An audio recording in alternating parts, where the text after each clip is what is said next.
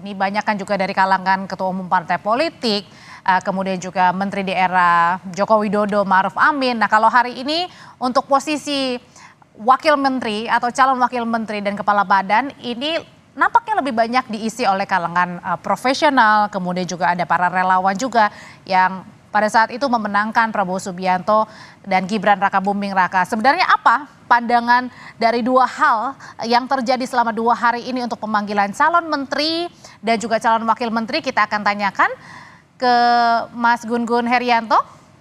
Malam Mas Gun-Gun.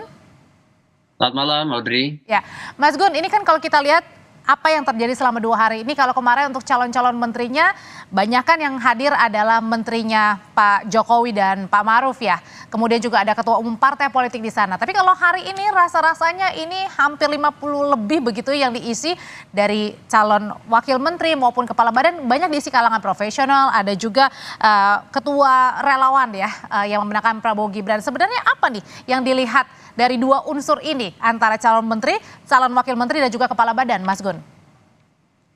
Kalau saya melihat pola rekrutmen ya, dan sekarang ada public expose ya dari presiden terpilih yang akan dilantik 20 Oktober, Pak Prabowo, untuk kemudian menunjukkan ke khalayak luas ya konfigurasi menteri dan calon menteri serta ketua lembaga atau badan. Eh, Kalau lihat polanya, Mbak Audrey, itu saya lihat tidak terlalu berbeda jauh sebenarnya dengan pola rekrutmen calon-calon menteri di rejim-rejim sebelumnya juga. Yaitu pertama diisi line up-nya dari partai politik, begitu ya. Kemudian yang kedua, itu diisi oleh tim relawan yang atau tim sukses mungkin saja bukan berasal dari partai, tetapi sangat dekat dengan kekuatan partai politik.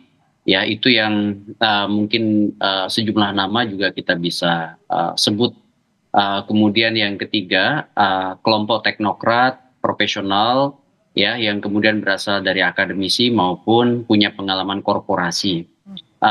Tetapi sebagian diantaranya juga tentu proksi partai politik begitu ya, meskipun profesional tetapi berkelindahan terdekat dengan ya, irisannya dengan partai politik. Nah, nama-nama yang kemudian dipanggil baik sebagai menteri maupun sebagai wakil menteri dan kepala lembaga atau badan selama 2 hari ini memperteguh bahwa memang proses ya pemanggilan, proses penempatan atau yang sering disebut sebagai distribusi dan alokasi sumber daya manusia ke line up kabinet itu polanya sebenarnya tidak jauh berbeda. Yang membedakan kali ini adalah jumlahnya yang sangat banyak. Oke.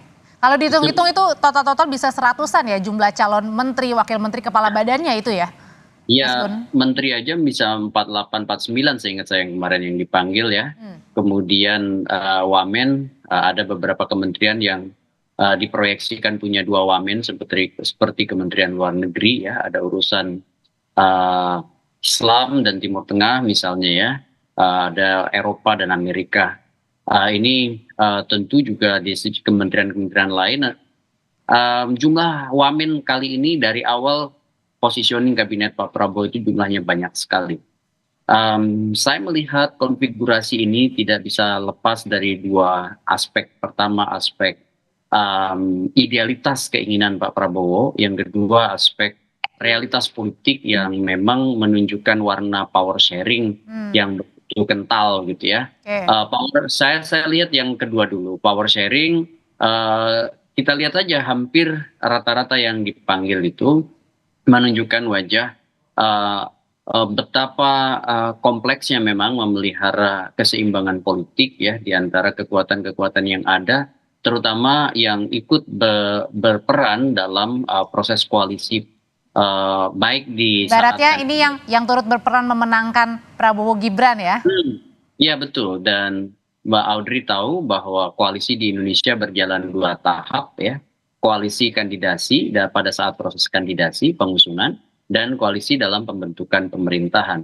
Dan tidak selalu sama koalisi pada saat kandidasi dengan koalisi dalam pembentukan pemerintahan. Sehingga pada saat pembentukan pemerintahan banyak juga yang awalnya berasal atau berada di luar atau menjadi kompetitor itu menjadi bagian juga dari kekuasaan.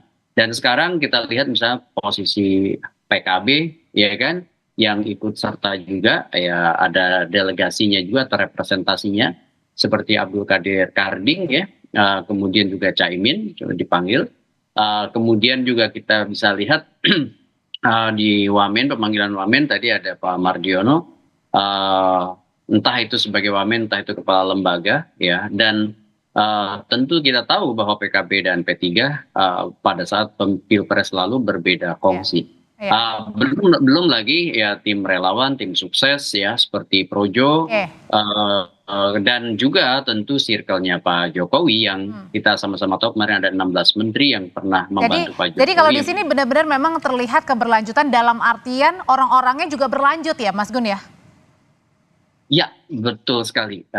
Kalau melihat jumlah 16 menteri di era Pak Jokowi dipakai lagi atau berpotensi dipakai lagi karena belum definitif ya, untuk kemudian menjadi menteri dengan mungkin pergeseran pos kementerian, plus ditambah juga dengan Wamen yang melakukan politik akomodasi seperti misalnya PAN ya, selain Pak Zulhas dan Pak siapa namanya, Viva Yoga? bukan Pipa Yoga kan Wamen ya, itu tentu juga ada nama-nama seperti Bima Arya ya dari Partai Amanat Nasional, dan tentu juga dari Bulan Bintang meskipun tidak punya kursi di DPR, tetapi kemudian mendistribusikan selain Pak Yusril itu juga beberapa nama lain. Mas Gun, tapi yang menarik di sini adalah ini ya, Menteri Keuangan dan wamen-wamennya ini sama ya. Sebenarnya apa sih pesan yang ingin ditonjolkan ini? Kalau yang tadi kan kalau kita lihat oke mungkin menterinya pasti ada yang eranya Pak Jokowi, tapi kan nggak tahu nih mengisi posisi di mana. Tapi yang sudah kelihatan jelas nampaknya di Kementerian Keuangan, Menkinya sama Bu Sri Mulyani, kemudian Wamen 1 Wamen 2-nya juga masih sama ya, ada Pak Suhasil dengan Pak Thomas Jiwandono.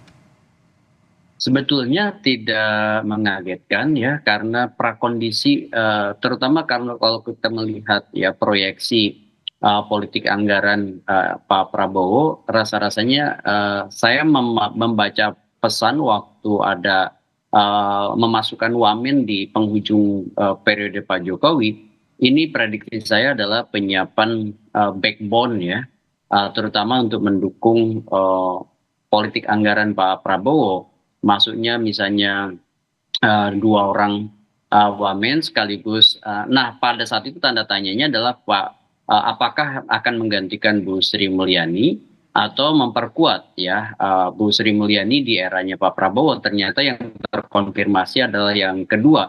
Jadi memasukkan Wamen sudah menjadi prakondisi untuk menggarap ya perencanaan politik anggaran, terutama menyangkut pos-pos strategis ya dalam konteks distribusi dan alokasi, itu jauh lebih awal, sehingga ketika misalnya Bu Sri Mulyani masih bersedia menjadi bagian dari keberlanjutan rejim Pak Jokowi ke Pak Prabowo, itu kemudian semakin memperteguh wajah bahwa memang tim ekonomi terutama di Kementerian Keuangan itu sudah sebut aja dipersepsikan ya itu ready to go gitu ya, jadi tidak kemudian men-set lagi dari awal karena beberapa bulan ini sudah melakukan proses itu begitu prakondisi sebelum tanggal 20 Oktober itu kemudian berjalan pemerintahan.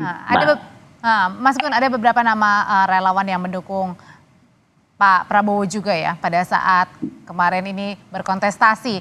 Ada nama Pak Budi Ari yang sekarang Menkominfo, tapi kalau rasa-rasanya dipanggil hari ini menjadi wakil ataupun kepala badan, kemudian juga ada dari Prabowo Jokowi Mania berganti ke Prabowo Mania, ada Bang Noel ya. Ini untuk mengakomodir apa nih? Ya ini pertanyaan yang sebenarnya Audrey udah tahu lah ya, bahwa ya itu untuk melakukan politik akomodasi pada mereka yang kemarin ya punya waktu dan dedikasi mereka pada kemenangan Pak Prabowo gitu ya, dan berjibakunya mereka tentu dihargai, diapresiasi, dan itu suatu hal yang bukan hal baru juga, itu juga terjadi di era Pak Jokowi begitu. Meski ada Dan catatan juga pada saat ya. Menkominfo Pak Budi Ari ya menjadi Menkominfo begitu.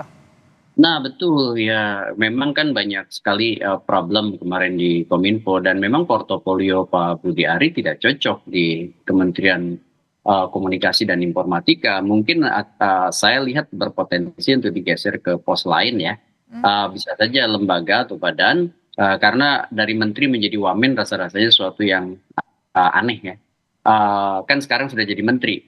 Meskipun saya tentu punya catatan bahwa Kominfo memang bukan pos yang cocok dengan portofolio yang dimiliki oleh Pak Ya. Budi Ari, terutama ini menyangkut pengelolaan ya atau tata kelola baik itu manajemen data, manajemen informasi atau manajemen komunikasi, termasuk juga manajemen birokrasinya. Hmm.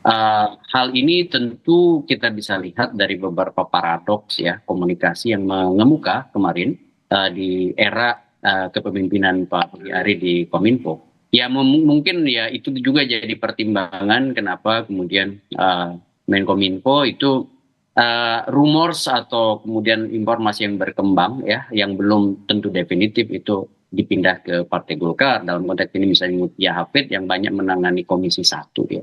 Oke, Mas Gun, ada juga hari ini nama yang mengagetkan. Ada nama Raffi Ahmad, ada juga nama Mas Yovie Widianto, ada nama Mas Giring ya. Ini kan meskipun belum tahu nih nanti akan posisi mana mengisinya. Tapi kalau tadi kita lihat pernyataan dari Mas Raffi, kemudian Mas Yovie ini sepertinya erat kaitannya dengan ekonomi kreatif. Kalau sebelumnya kan ada pariwisata, ekonomi kreatif yang ditonjolkan pariwisatanya pada saat Pak Sandi kan. Nah kalau ini nampaknya kayaknya pengen dipecah gitu ya, kayaknya industri musik begitu dan kemudian seni ini nampaknya ingin ditonjolkan ya, ingin ditonjolkan sekali di eranya Pak Prabowo.